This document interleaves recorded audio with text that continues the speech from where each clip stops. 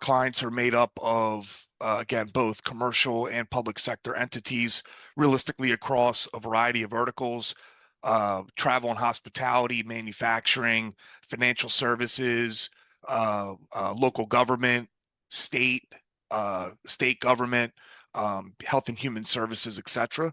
But in terms of the overall landscape, you can see some of the bullets here on the slide, but we are a 300 person at the moment, currently 300 person support organization, acting as the face of IT to our clients. We are doing it 24/7, 365 in multiple languages. We are providing, I think it's about 12 live languages, all primarily domestically here in the U.S. We do have a small offshore component to our overall services, primarily out of our Manila operation in the Philippines.